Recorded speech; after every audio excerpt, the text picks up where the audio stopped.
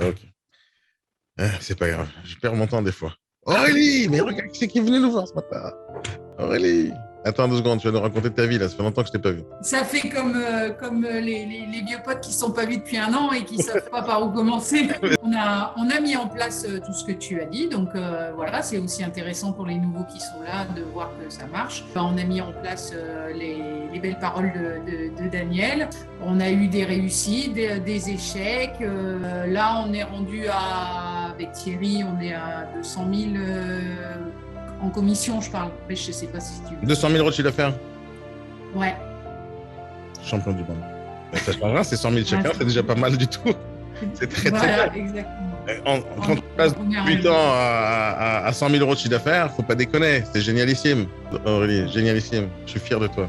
On utilise que le Mandao. Il faut faire avec parce que c'est une force pour se différencier des autres. On essaye, tu vois, de mettre le Mandao un peu à notre sauce. Les agences ici, elles comprennent pas, elles sont folles, elles pètent un câble, quoi. C'est un truc de malade. Et quand tu as d'autres agences, c'est encore plus jouissif. Aurélie, C'est tu me vraiment donnes les sympa. frissons. Après, Tout à l'heure, j'ai des frissons. Aurélie, tu m'as fait mon année là. C'est très difficile de choper la confiance des gens comme toi qui... Vous êtes des bosseurs tous les deux. Moi, je le sais dès la première seconde. Je l'avais dit à Jérémy quand je vous ai rencontré. En disant, fais ce que je te dis, Aurélie. Fais le truc.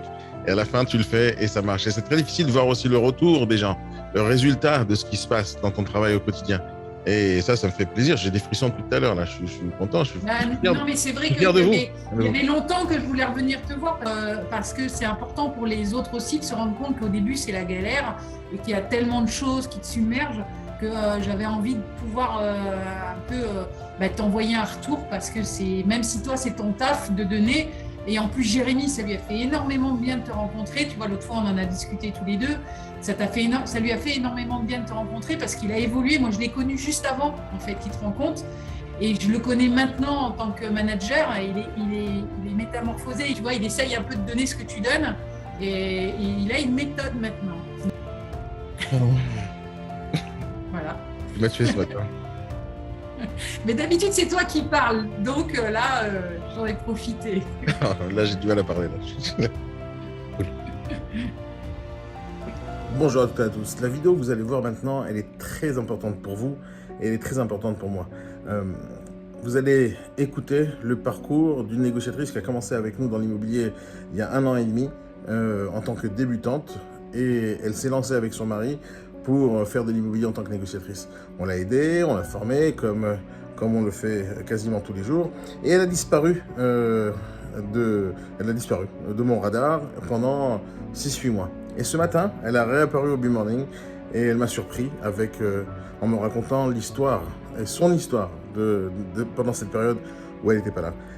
Je partage ça avec vous parce que c'est très important pour vous, pour ceux qui se lancent dans l'immobilier, pour ceux qui veulent se lancer dans l'immobilier et vous ne savez pas encore ce qui va vous arriver. Et bien vous allez voir maintenant, en quelques minutes, le parcours d'une personne qui a commencé comme vous. Un témoignage très important.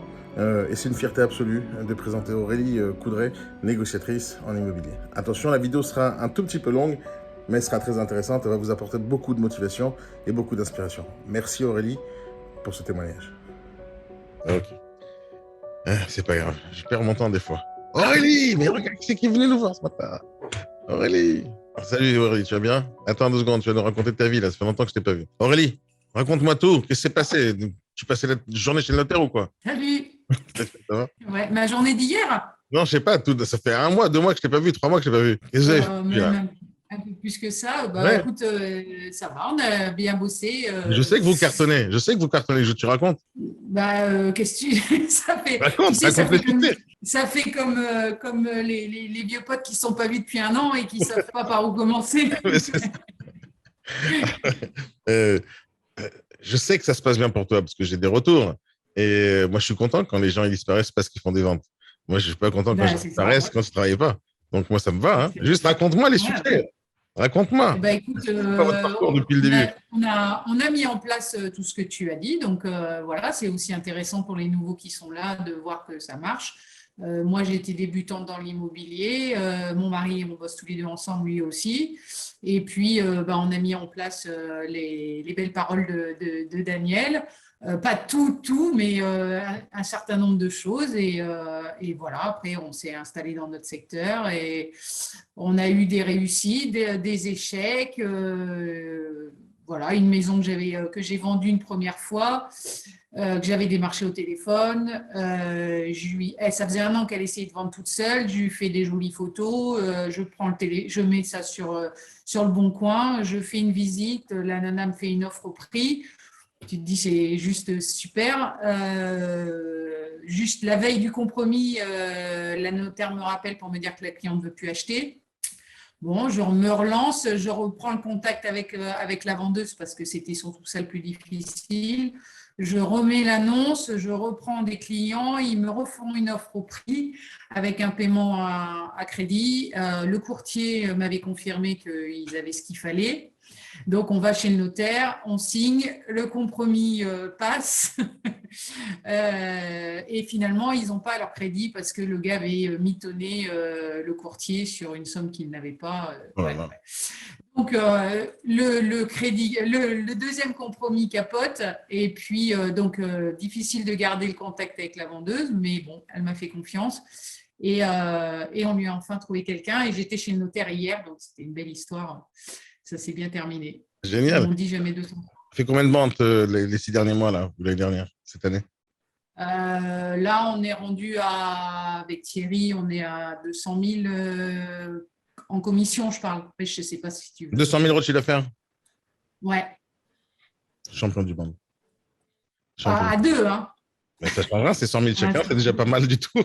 C'est très, très bien. Exactement. Quand tu passes 8 ans à 100 000 € de chiffre d'affaires, il ne faut pas déconner. C'est génialissime. C'est génialissime, Aurélie. Génialissime. Je suis fier de toi. Parce que je vous vois passer sur les réseaux, je vois ce que vous faites, j'ai des retours de la part de Jérémy, je sais que ça fonctionne. Donc, moi, je ne stresse pas. Hein. Quand ça fonctionne bien. On utilise que le Mandao, d'ailleurs. Alors, c'est vrai que le Mandao, il faut s'y habituer, il faut faire avec parce que c'est une force pour se différencier des autres. Tu vois, hier matin, j'ai rentré une maison où il y avait 5 agences.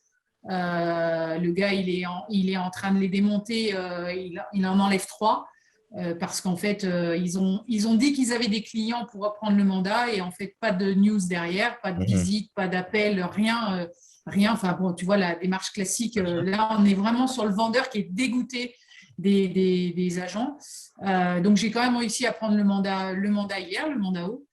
Et en lui disant que de toute manière, moi, il n'aura pas besoin d'aller s'emmerder à la poste, à envoyer une lettre avec accusé de réception. Il envoie un mail et voilà, c'est à moi de prouver que je mérite sa confiance. Et bon, voilà. Non, mais le mandat haut, c'est bien. Après, quand c'est pas bien compris, je pense que c'est pas bien expliqué. Voilà, il y en a, ils sont trop procéduriers. Tu vois, on a le cas avec un couple de Belges. Là, on leur a fait un mandat haut et dès qu'on a descendu un peu le prix, ils sont montés en flèche, ils ont envoyé un mail à Jérémy pour résilier. Donc Thierry les a rappelés pour leur réexpliquer. Bon, et même en leur envoyant après un mandat simple, la confiance s'est rompue et je pense que voilà. Oui, mais comment il a reconnu ton annonce sur les supports? Vous avez mis les photos de nous, alors, ouais, c'est ça le problème, c'est que si tu veux, nous, les photos non contractuelles, chez nous, ça ne marche pas. Tu vois, j'en ai une que j'ai laissée en mandat haut comme ça avec des photos non contractuelles et j'ai des appels sur celle-là, tu vois, donc elle me sert d'aspirateur à contact. Donc celle-là, elle me sert. Je ne la vends pas à la maison, mais ce n'est pas grave, au moins je récupère des contacts. Très bien. On essaye, tu vois, de mettre le mandat haut un peu à notre sauce. Voilà. Donc on s'en sert pour être réactif. La base même du marketing, c'est de tester des trucs. Tu testes et tu marches. Toi, ce que tu es en train de faire, exactement ce que j'ai dit hier, alors que tu n'étais pas là. Je t'ai dit, tu dois connaître ton marché, ton client et ton produit. Tu entends les clients, tu vois qu'ils ne répondent pas au téléphone, tu vois qu'ils n'appellent pas, eh ben, tu changes, tu adaptes. C'est très bien ce que tu fais. C'est très bien ce que tu fais. Il faut savoir s'adapter. Et c'est très, très bien. Je l'ai même dit hier, il ne faut pas faire exactement ce que je dis pile poil sans réfléchir. Il faut à chaque fois que tu réfléchisses, il y a quelque chose qui ne marche pas, change, corrige. Ce qui est certain, c'est que si les gens ne t'appellent pas, c'est parce que toi, tu as mis une mauvaise annonce. Peu importe comment elle est, l'annonce, contractuelle, photo d'illustration ou pas d'illustration, ça ne change rien. le secteur, il est différent. À Paris, ça marche terrible parce qu'il y a beaucoup de gens qui appellent, beaucoup de gens ont besoin d'acheter. Dans ton secteur, ça marche pas, change. Mais c'est très bien ce que tu fais, Aurélie. Et je suis Et très, très... alors, ce qui est par contre la vraie force, si tu veux, c'est que Jérémy a réussi à passer ça sur le bon coin. Tant que ça marche, tant mieux. Bien sûr. C'est-à-dire que les annonces, tous les 4 jours, bah, on remonte. Et les agences ici, elles comprennent pas. Elles sont folles. Elles pètent un câble, quoi. C'est un truc de malade. Et quand tu as d'autres agences, c'est encore plus jouissif parce que le mec, il remonte son annonce. Tu as juste à faire une veille sur tes biens et clac, tu la remets et tu repasses au-dessus. Et ça, c'est une tuerie, quoi. C'est une tuerie. Et c'est là où tu t'éclates, où c'est artistique, en fait. Et c'est l'éclate parce que au lieu de regarder, d'attendre que le téléphone il sonne, tu vois, j'avais un bien que j'ai rentré en exclu il y a 3 semaines, une petite maison. Et le gars, donc pareil, le mandat haut, je lui dis qu'elle est voilà, 115 000 FAI. Donc lui, en fait, il me dit si je la vends 95 000, je suis content. Je lui dis ok, je lui dis vu que tu me fais confiance, qu'on travaille en exclu, je dis on va les tester plus haut parce que le but c'est de te faire gagner le plus d'argent possible. Donc je lui dis on va tester. Donc je l'ai mis à 110 000, 105 000 pour lui dans la poche et à 105 000 pas d'appel. Donc j'ai laissé une semaine. Donc je lui ai envoyé un petit message en lui disant pour l'instant j'ai pas d'appel. Bon, j'ai eu une visite. Donc, j'ai fait la visite à 115 000 et la nana, elle ne s'est pas positionnée dessus, mais elle m'a, sur le retour du compte-rendu de visite, elle me dit qu'elle l'estime à 110 000. Bon, je dis, je ne suis pas loin. Je la mets à 110 000 net FAI.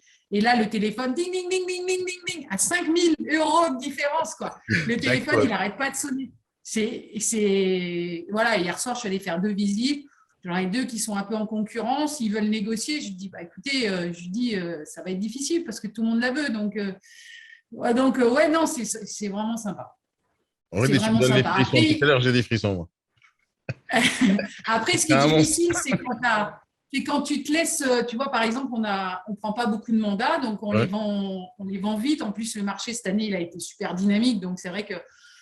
Et ce qu'il ne faut pas se faire avoir, c'est de s'occuper que de la vente. Et en fait, il faut arriver à avoir un équilibre entre la vente et les rentrées de mandat, parce que sinon, à un moment donné, pof, ça retombe et tu n'as de nouveau plus rien et tu es dans le bad et tu pleures parce que tu te dis putain, merde, il faut que je recommence. Voilà, en plus, moi, je suis dans un secteur où c'est que des gens de l'extérieur qui viennent. Donc, si tu veux, j'ai très, très peu de biens d'acquéreurs qui vendent. Genre, ça m'est arrivé dans l'année, mais pas beaucoup. Donc, pour rebondir, en fait, il faut tout le temps aller à la chasse. Et dès que tu vas un peu moins à la chasse, à un moment donné, c'est plus calme.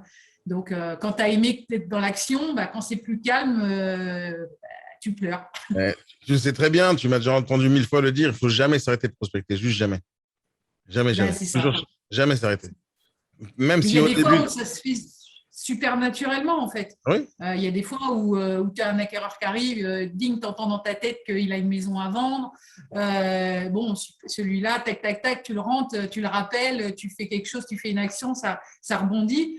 Et puis, il y a des fois où tu es tellement occupé à faire des visites que tu laisses de côté parce que les journées, elles ont 24 heures et tu as beau essayer de bosser comme un fou, tu n'en as pas assez. Mais oui, mais c'est clair. Hein, c'est clair que quand tu es là, on est en train de chercher des biens à vendre parce qu'on a tout vendu et que tu te dis putain, merde, j'ai plus rien à vendre, il n'y a plus d'argent qui va rentrer. Et même si tu n'es pas inquiet parce que tu sais qu'il y en a qui vont rentrer dans 1 mois, dans 2 mois, tu as envie de gagner de l'argent, quoi. L'argent appelle l'argent. Aurélie, tu m'as fait mon année là.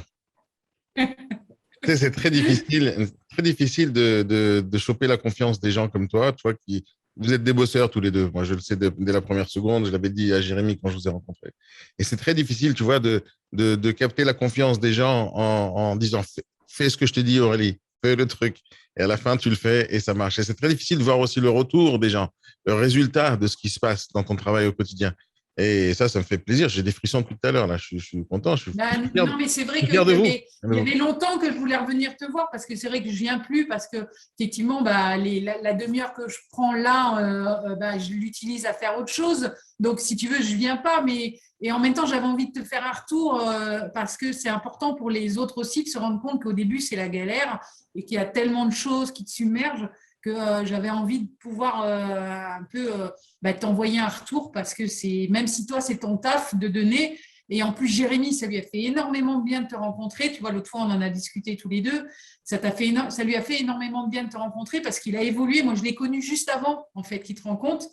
Et je le connais maintenant en tant que manager. Il est métamorphosé, il est top. Voilà, pour les débutants, Jérémy, maintenant, c'est quelqu'un de vraiment, en plus j'en profite, il n'est pas là, de top pour les jeunes. Tu vois, il essaye un peu de donner ce que tu donnes et il a une méthode maintenant. Donc, il l'applique lui aussi un peu différemment parce que chacun doit le prendre, se l'approprier et en faire ce qu'il veut. Mais le principal, c'est de réussir et c'est de gagner de la caillasse, quoi. Hein. Il n'y a pas à dire. Hein. Non. Voilà. Tu m'as tué ce matin. Mais d'habitude, c'est toi qui parles. Donc là, j'en ai profité. Là, j'ai du mal à parler. Là.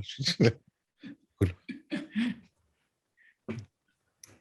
Voilà. Parce que je sais qu'il y a des gens qui n'adhèrent pas à ta manière de faire. Et de toute façon, on ne peut pas plaire à tout le monde, hein, effectivement. Mais ta méthode, si on la prend, qu'au départ, on l'applique bêtement, et même si on ne fait pas tout, mais au moins de faire quand même un maximum, après, ça appartient à chacun d'être bon, je veux dire, enfin d'être bon. En fait, il faut de l'empathie avec les gens, et après, il faut bosser, quoi. Il n'y a pas à tortiller. Tout à l'heure, je t'entendais dire, il faut énormément bosser, plus qu'un salarié lambda, et on travaille pour soi. Donc, si on ne bosse pas, c'est à nous de nous mettre les coups de pied au cul, et c'est à nous, on pourra s'en prendre qu'à nous si on n'a pas de… Voilà. Bravo Aurélie, bravo. Merci beaucoup. Mais voilà, après, je ne dis pas que je fais tout bien, je ne dis pas que je n'ai pas des moments où j'ai encore besoin de conseils, et heureusement, hein, parce que si en un an, j'avais déjà fait le tour de l'immobilier, ça serait compliqué. Mais, Ce que tu as fait jusqu'à maintenant, c'est génial, Aurélie. Ton travail à partir d'aujourd'hui, c'est de consolider ce que tu sais faire. C'est-à-dire, et tu l'as fait déjà d'une manière naturelle pendant un an. Tu as fait des choses, ça n'a pas marché, tu as changé. Tu as fait des choses, ça n'a pas marché, tu as changé. Au fur et à mesure de ton année, tu as compris déjà ce qu'il ne faut pas faire. Votre travail que vous devez faire à partir de maintenant, c'est de réfléchir, toi et ton mari, viens, on regarde ce qu'on fait vraiment bien. Viens, on regarde où on est bon et on élimine réellement les merdes. Tu vois, on jette la poubelle. Et après, tu consolides. Prends cette année-là pour consolider ce que vous faites et répéter et répéter. En réalité, c'est pas très compliqué le business, même si ce que je vais dire, c'est une phrase complètement con, mais tu sais faire quelque chose une fois, tu as gagné 10 euros. Fais-le 100 fois, tu gagneras 10 000 euros. Ça, c'est dans la théorie. Dans la pratique, il faut vraiment réfléchir aux méthodes que tu utilises, à ta finalité, à ta façon de bosser en disant, c'est ça notre méthode, ça marche très bien jusqu'à maintenant, pourquoi changer? Le jour où ça marche plus, tu rechanges. Mais tant que ça marche, tu joues. Et ce que tu dois faire, c'est consolider. Ça, cette année-là, c'est très important pour toi de confirmer l'essai. Tu sais, il y a des gens qui réussissent rapidement et ils savent pas pourquoi ils ont réussi, ils sont incapables de répéter les choses. Il y en a qui ont eu beaucoup de difficultés sur le chemin et à force d'avoir des difficultés, ils sont arrivés à la façon parfaite de travailler. Mais comme ils ont eu des difficultés, ils ont appris sur le tas et ils arrivent à répéter les choses. Vous n'avez pas réussi rapidement, vous avez réussi en travaillant très, très dur. De l'autre côté, c'est votre première année. Ce que tu dois faire, c'est confirmer l'essai que ça n'a pas été un coup de chance, tu vois. Si jamais, je sais pas, moi, je prends un bout de papier, je jette dans la poubelle, je dis, oh putain, je sais super bien tiré. On recommence une deuxième fois. Si ça marche, tu sais bien tirer. Et si tu marches pas, c'est un coup de chance. C'est la pression qu'on se met maintenant, c'est-à-dire qu'on veut passer la vitesse au-dessus parce qu'on sait que l'année a été très bonne aussi dans l'immobilier et on sait qu'il y a des fois où c'est des coups de chance. Tu te dis, putain, c'est moi qui ai vendu, ou des fois tu prends un mandat comme ça sur un coup de chance, ping, tu le vends. Ça, c'est des coups de chance, c'est des trucs enfin, tout ça, c'est. Mais moi, je ne crois pas à la chance, Aurélie. Aurélie, je suis désolé, il n'y a pas de chance. Il y a le fait que toi, tu as été là au bon moment, au bon endroit avec la bonne personne et tu as dit la bonne chose. Pourquoi tu as été au bon endroit au bon moment, etc. Parce que tu as fait, parce que tu as cherché, parce que tu as prospecté, parce que tu as mis des annonces. Il n'y a aucune chance. Il y a des choses qui arrivent, il y a des opportunités. Toi, tu es assez intelligente pour saisir l'opportunité et dire, oh putain, c'est de la chance. Mais ce n'est pas de la chance. C'est juste le résultat de ton travail que tu as fait pendant un an. Non, non, ne diminue pas le résultat. Il n'y a pas de chance. Si tu mets la chance dans ton métier, tu te dis, oh Ouais. putain, mais en fin de compte, on est chanceux. Tu n'es pas chanceuse, hein. Tu as Non, juste non, non, travaillé mais très dur. je sais que c'est notre boulot qui a fait qu'on a réussi cette année. Maintenant, c'est vrai qu'on a les chiffres sous les yeux et nos objectifs, c'est d'arriver à faire autant et d'arriver à même à faire plus. Et ça, on ne le sait pas pour l'instant, donc il Alors, faut qu'on bosse tous les jours, tous les matins. alors, oui, mais il faut pas arrêter d'être en contact avec moi, Aurélie. Tu vois, toi, tu es passé de 0 à 100 000. OK? Moi, je prends des gens qui ont 1 million et je les fais passer à 2. Là, qui ont 10 millions et je les fais passer à 15. Donc, à chaque fois que tu vas monter de grade, chaque fois que tu vas monter de difficulté, là, tu n'as pas de difficulté pour l'instant. Vous êtes en train de travailler dur, mais tu n'as pas pris assez de recul. Tu sais ce que c'est que la macroéconomie, microéconomie. Là, tu dois prendre du recul et regarder ce que tu fais.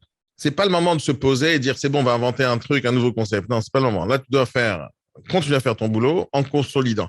L'étape numéro 2 qui va arriver, une fois que vous avez réfléchi à ce que vous consolidez, là maintenant, il faut réfléchir au détail. On rentre dans le détail. Qu'est-ce qui fonctionne pas chez vous ou pas assez bien? Qu'est-ce que vous faites pas du tout? Tu vois, par exemple, tu fais beaucoup de contenu qui est intéressant, mais ce contenu, il faut l'améliorer.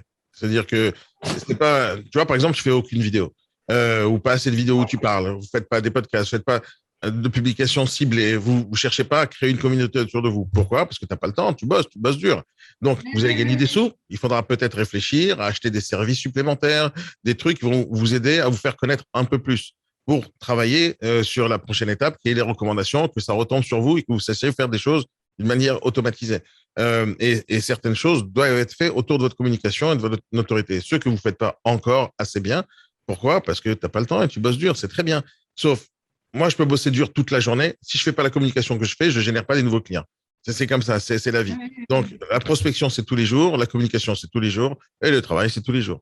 Votre problématique qui va arriver prochainement, si c'est pas encore arrivé, c'est que vous n'aurez pas assez de temps, parce que vous gérerez mal votre temps, parce que vous aurez trop de travail.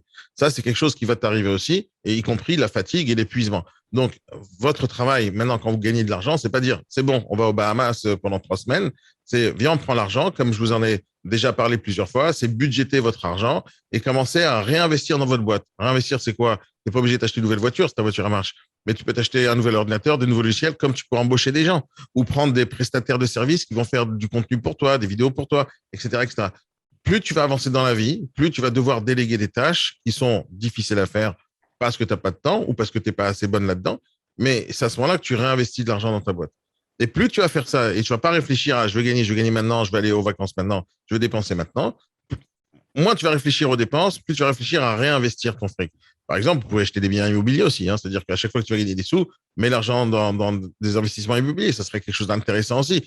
Là, vous avez la patate pour gagner des sous, faites-le. Tu as fait 200 000, va prouver à ta banque, regarde, je sais faire de l'argent, donnez-moi un prêt de 200 000 euros. Donc, aujourd'hui, tu commences à avoir un certain pouvoir parce qu'il y a de l'argent qui rentre dans ton compte en banque. Tu es capable d'aller faire la fière devant le banquier. Regardez l'argent qu'on est capable de faire. Je veux un prêt, je veux 100 000 euros, je veux acheter un parking, etc. J'en sais rien. Mais l'idée, c'est Non, que ça y est, c'est fait ça. On a déjà été voir le banquier parce qu'on a failli acheter quelque chose et ça ne s'est pas fait, mais on avait l'accord de principe du banquier. Génial, génial. Continue. Génial. On va investir dans un viager, là, je pense. C'est génialissime. Faites-le. Réinvestis ton fric. Encore une fois, n'investis pas trop dans un seul point. Essaie de réinvestir aussi dans ta boîte. Même si tu ne sais pas où tu vas investir dans ta boîte aujourd'hui, prends la partie d'argent qu'il faut et tu la mets de côté, tu ne la touches pas. Parce qu'il faudra que tu réinvestisses dans ta boîte. Tu n'auras pas le choix. Si tu ne le fais pas, ta boîte, elle ne grossit pas. Vous ne grossissez pas. Vous allez toujours travailler très, très, très dur. L'idée, c'est que plus tu grandis, plus tu avances, plus tu fais du chiffre, dans la théorie, tu dois faire de moins en moins des choses dans lesquelles tu n'es pas bon ou tu dois être moyen ou tu es moyen. Tu dois déléguer ces tâches-là. Dire, moi, je sais faire des vidéos, encore une fois, mais j'embauche des monteurs vidéo. Pourquoi? Parce que j'ai pas le temps. Le temps, je l'ai pas. Je sais les faire, mais j'ai pas le temps. Donc, il faut embaucher. Ça coûte des sous. Donc, des fois, j'embauche, des fois, j'embauche pas. Des fois, je prends des freelances, des fois, je prends pas. Mais l'idée, c'est d'économiser ce temps-là en le donnant, en le déléguant à quelqu'un qui sait faire mieux que toi. Et pour le faire, il y a une seule chose, hein, c'est de l'argent. Donc, si jamais tu ne génères pas de l'argent, tu ne pourras pas réinvestir. Et si tu dépenses tout ce que tu as investi, tout ce que tu as gagné, tu ne pourras pas encore une fois te développer. Et à un moment donné, tu vas être bloqué parce que tu ne peux pas aller plus loin. Tu vas arriver à un plafond de verre comme ça et tu dis merde, comment on fait pour monter plus haut? Monter plus haut, c'est lâcher du lest, comme dans les trois frères. Tu dois lâcher du lest. Et lâcher du lest, c'est enlever des tâches de travail que tu ne dois pas faire. que je ne dois pas faire. Parce que tu n'es pas assez bonne là-dessus, ce n'est pas ton travail principal. Tu vois, vous êtes bon dans la vente, dans la négociation, etc. Super top. Vous gardez ce truc-là. Et toutes les autres tâches que tu fais, qu'aujourd'hui tu sais faire, tu fais de la communication un peu, tu envoies des mails, mais tu n'en envoies pas assez. Tu fais des articles, mais tu n'en fais pas assez. Tu fais des trucs, mais tu n'en fais pas assez. Assez, c'est tous les jours. D'accord? Et tu ne peux pas le faire tous les jours parce que tu n'as pas le temps. Et donc, prends cette année-là. Je le dis tout le temps à tout le monde, il faut 2 ans pour maîtriser le métier. Ça, c'est la base. Tu as fait des ventes, super, mais tu ne maîtrises pas le métier. Première année, tu as fait du chiffre, tu as travaillé dur, génial, sois fier de toi. Franchement, vous avez dépassé un cap, c'est vraiment top. Continuez comme ça. Mais maintenant, consolide. Réfléchissez à chaque chose que vous faites. Chaque chose que vous faites. Et pourquoi je fais ça? Pose-toi toujours la question, pourquoi je fais ce truc-là? Si tu vois que tu n'as pas la réponse et tu ne sais pas pourquoi tu le fais, donc gros réfléchis ou zappe. Il y a plein de gens qui font des trucs qui servent à rien. Moi aussi, hein, à un moment donné, on pète les plombs. Et pourquoi je mets ce truc ici? Pourquoi je le mets dans ce fichier? Ça sert à rien. Il faut recommencer. Tu réfléchis au process. Tu n'as pas eu le temps de réfléchir au process que vous avez mis en place parce que vous êtes en train de le faire en action. Donc, là, le process réfléchit avant, il s'étudie sur le terrain et après, on le corrige. Vous n'avez pas eu le temps de faire tout ça. Prends ce temps-là et continue à bosser très dur. Hein. Franchement, c'est top ce que vous faites. Mais vous n'êtes pas à l'abri de baisser les bras ou d'être fatigué.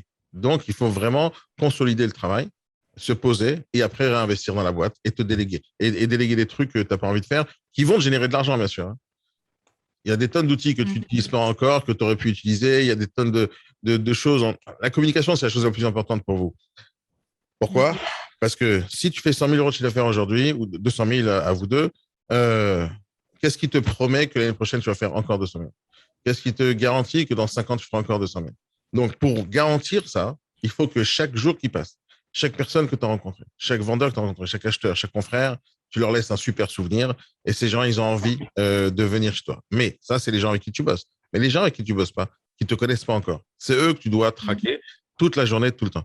C'est avec eux qu'il faut parler, mais tu leur parles pas au quotidien.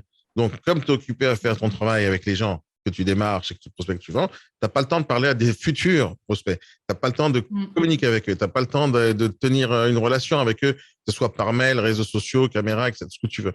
Comme vous n'avez pas le temps de faire ça, vous êtes en train de taffer dur pour générer de l'argent immédiat. Donc, sur du court terme, sur de l'alimentaire. Ce que tu dois faire maintenant, et c'est jamais lâcher l'affaire et jamais oublier ça, c'est que tu dois toujours construire pour le futur, toujours, toujours. Vous devez développer votre marque, vous devez développer votre assise sur le marché. Il faut que les gens ne vous oublient jamais. C'est ça le travail. Il faut qu'ils t'entendent tous les jours. Il faut surtout que les gens nous connaissent. Parce que tu vois, encore hier soir, j'ai fait faire une visite pour la fameuse petite maison là, et le mec, les deux qui sont venus visiter, les deux gars, les deux, ils venaient de vendre leur maison. Et ça m'a foutu mais en colère. Quoi. Ça me fout en colère parce que je me dis, ils habitaient à côté de chez moi, ils viennent maintenant chercher là, donc maintenant je les connais, mais ils ont vendu quoi. Et ça me fait chier parce que c'est moi qui aurais pu les vendre ces deux baraques. Bien sûr. Il n'y a pas pire.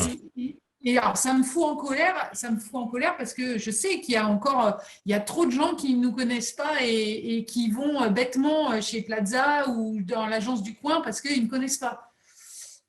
Je suis d'accord avec toi, Aurélie. Encore, la semaine dernière, parce que tu sais que j'ai un autre boulot à côté, je suis photographe, donc l'été, je fais des mariages. Et cet été, j'ai la fameuse petite maison que j'ai rentrée. En fait, c'est le jeune homme à qui j'ai fait son mariage qui avait cette maison-là. Donc, moi, maintenant, je parle immobilier tout le temps. Et même quand je suis en séance photo de mariage, ils savent que je fais de l'immobilier. Il m'a donné sa maison à vendre. Et l'autre fois, je suis allée faire une photo d'identité chez une mamie à qui j'ai vendu une maison juste en face, donc forcément j'en parle, je dis tiens, j'ai vendu la maison en face et elle a vendu sa maison, je ne savais pas, donc je lui ai pris sa maison à la vente.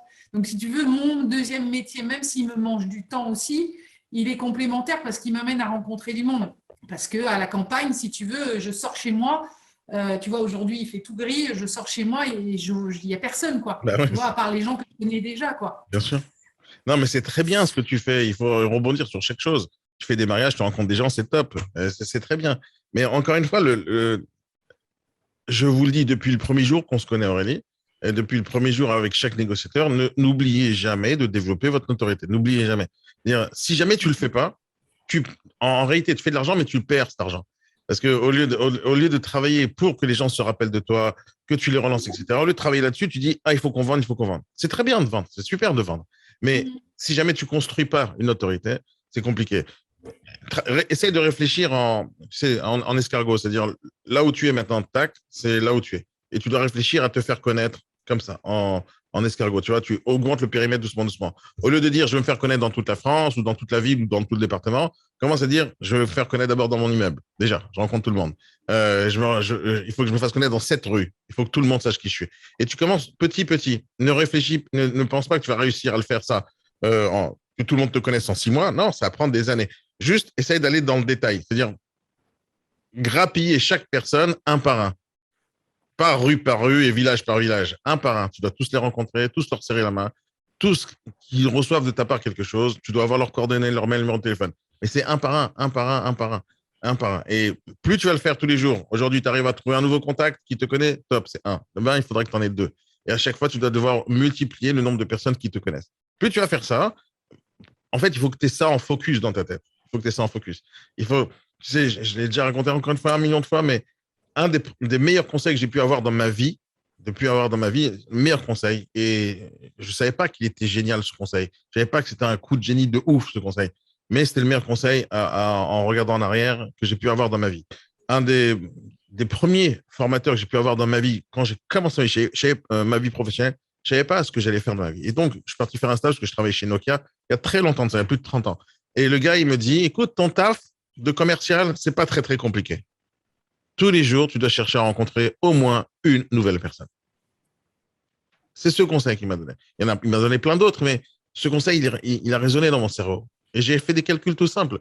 Si je rencontre une nouvelle personne par jour, ben, ça fait 365 personnes à la fin de l'année. Ça fait beaucoup de monde quand même.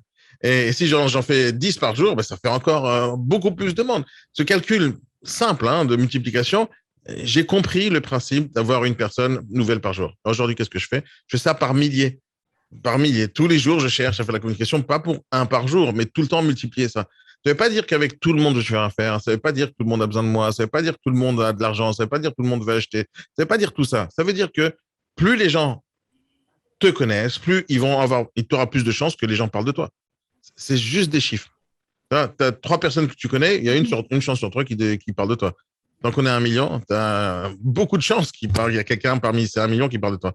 Donc, plus tu travailles sur la masse, plus tu restes en contact avec ces gens-là, plus tu multiplies tes chances d'avoir des recommandations. Et quand on dit chance, c'est plutôt statistiquement parlant et en termes de probabilité, pas chance. Le terme de chance, je suis chanceux. C'est pas ça. C'est plus tu crées des choses, plus ça retombe sur toi. Il n'y a pas le choix. C'est comme ça, c'est mathématique.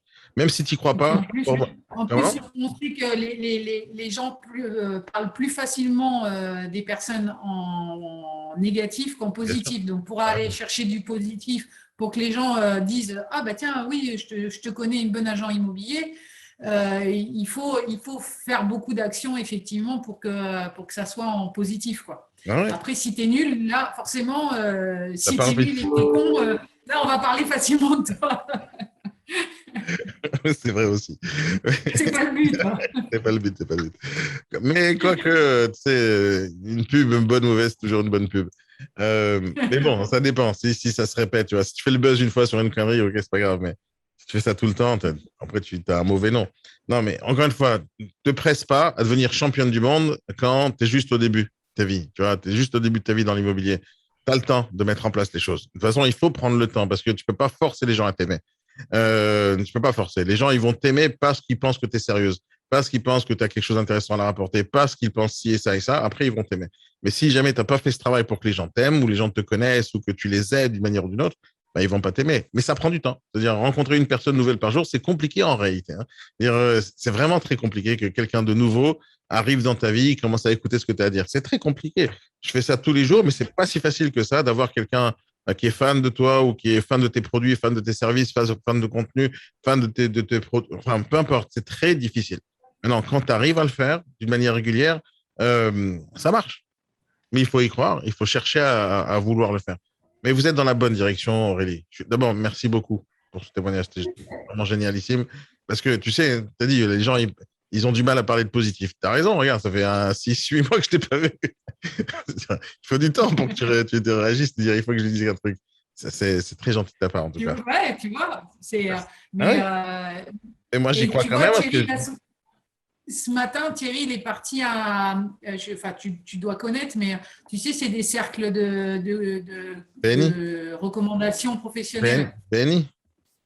Ouais, enfin, c'est pas celui-là, c'en est un autre. Mais Ok. donc là, en fait, il a rencontré un jour, on était à une fête locale, il a rencontré un assureur.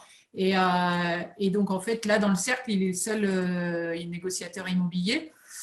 Donc là, ça fait la deuxième fois qu'il y va. Ils ont rendez-vous chez Peugeot 308, voilà, pour un petit déjeuner.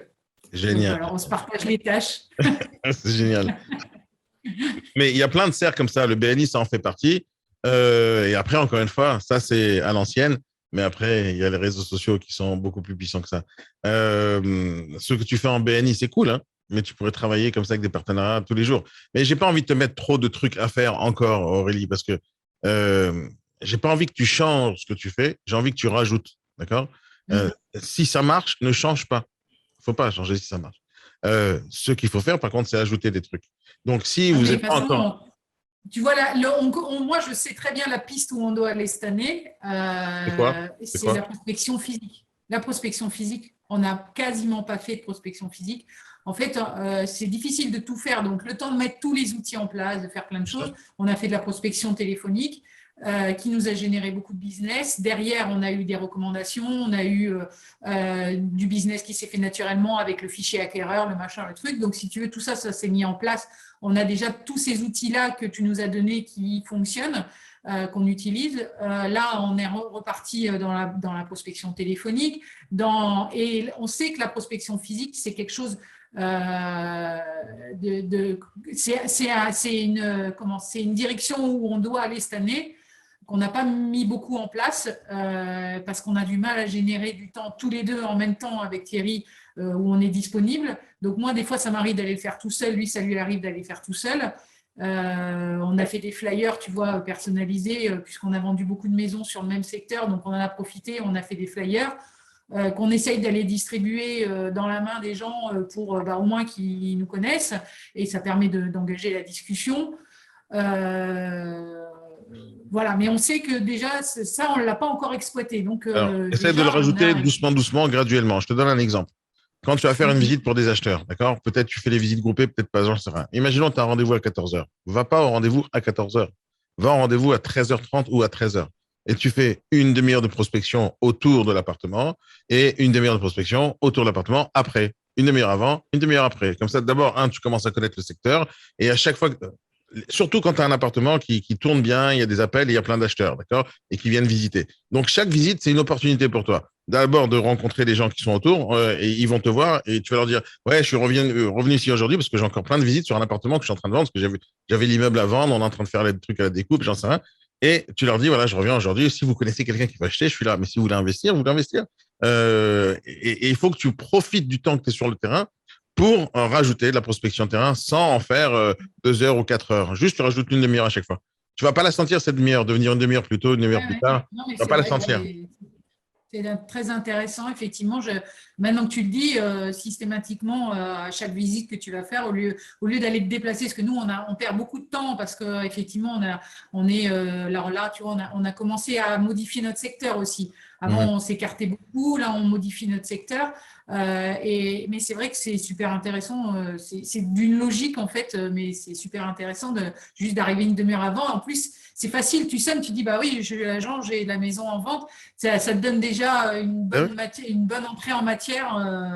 Ouais, ouais, non, mais c'est vraiment. Je Et vais bientôt sache, venir. bah oui. sache, sache aussi, c'est difficile ces deux mots-là, sache Oui. aussi que beaucoup, beaucoup d'appartements dans des immeubles en général, quand il y a des copropriétés, se vendent aux voisins. Beaucoup, beaucoup Mais d'appartements. alors, moi, j'ai pas du tout d'immeuble chez moi. Je suis à la campagne, tu Ah ouais, sais. d'accord. Ouais. Ah, d'accord, J'ai que des maisons. d'accord. D'accord. J'ai que des maisons. Donc, si tu veux, une demi-heure avant, ça va largement me suffire. Ouais, ouais. Parce qu'en fait, tu as des maisons, tu as, effectivement des voisins autour, mais c'est même mieux que le panneau, quoi. Parce qu'effectivement, bah, tu vas avoir en physique les voisins, et c'est vrai que des fois, ils peuvent avoir une mine d'informations derrière. Mais ouais, ouais, non, Il y je a des note. terrains autour de vous? Des terrains, ouais, il en reste. Mhm.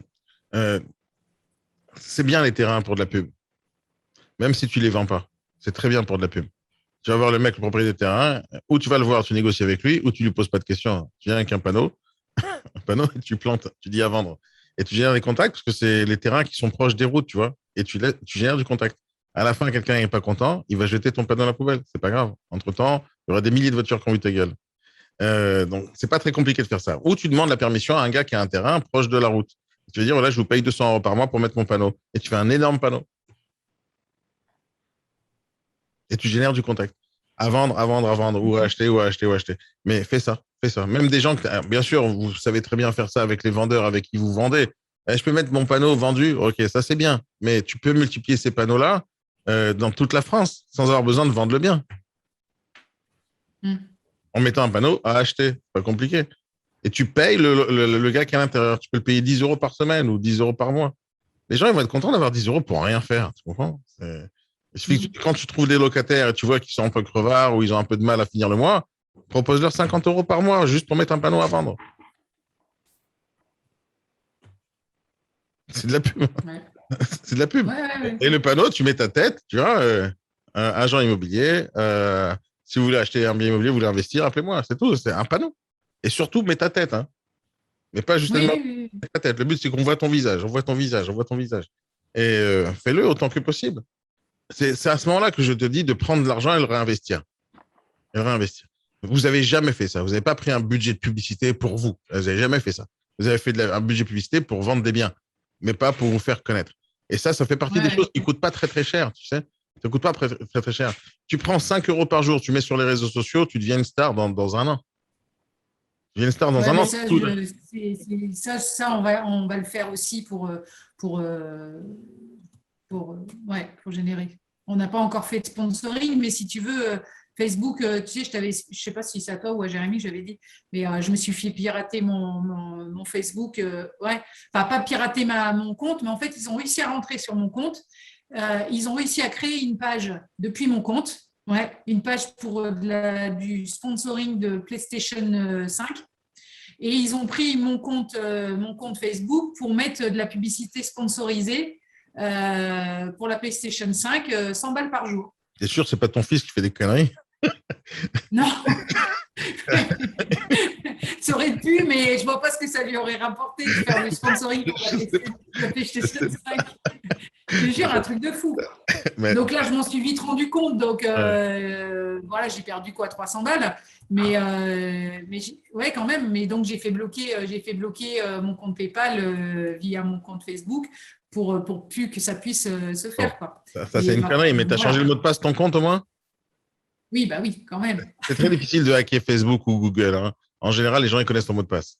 C'est parce que tu as mal travaillé sur ton navigateur, tu n'as pas effacé le cache, tu n'as pas utilisé un truc comme Dashland tel que je vous le préconise pour sauvegarder les mots de passe et de ne pas les laisser de traces sur le net. Donc, le problème, il vient de là. Mais ça, c'est un problème. OK, tu as réglé, super. Mais il faut faire de la pub. Réfléchis même 1 € par jour de pub avec une belle vidéo de présentation que tu fais tourner toute l'année. Tu vois, à un moment donné, tu vas cumuler 30 000 vues, 40 000 vues, 150 000 vues avec 1 € par jour si ça tourne tous les jours.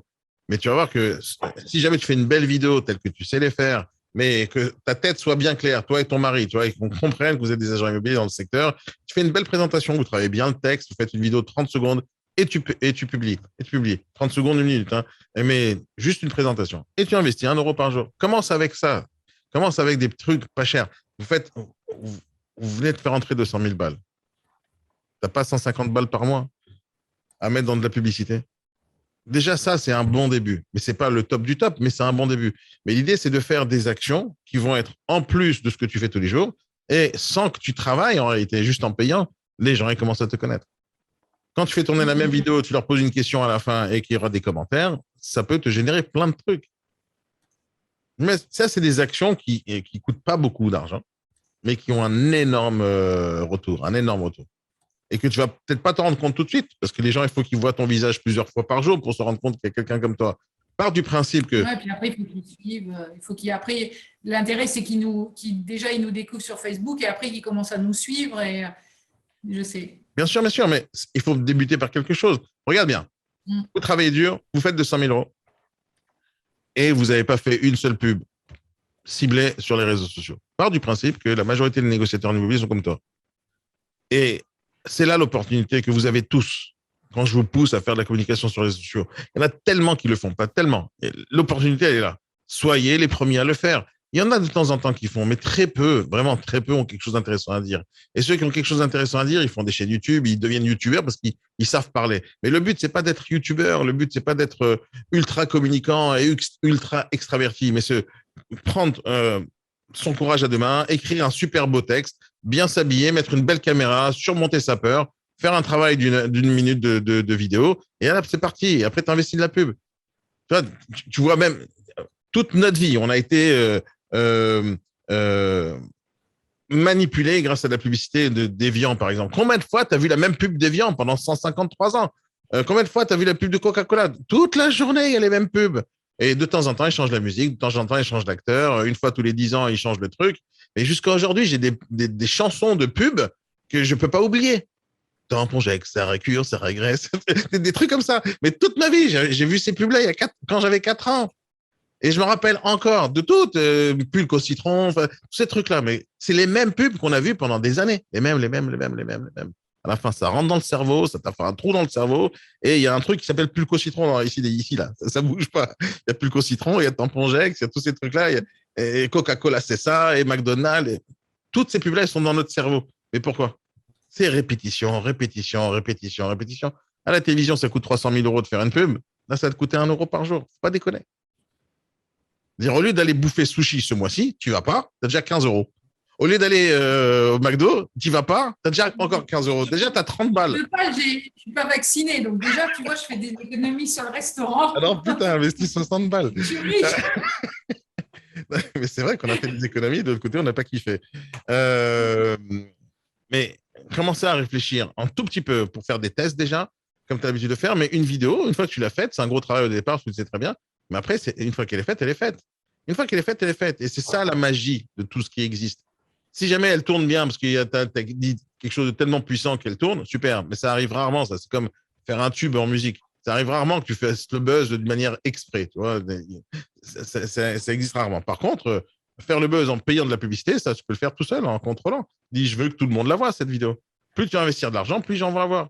Tu vas sur Facebook, tu dis, cette vidéo, je veux 1 euro par jour pendant 153 ans. Et voilà, ça va tourner. Tu cibles bien ton secteur, tu cibles bien les périmètres que tu as envie, les personnes, les centres d'intérêt, c'est pas très compliqué.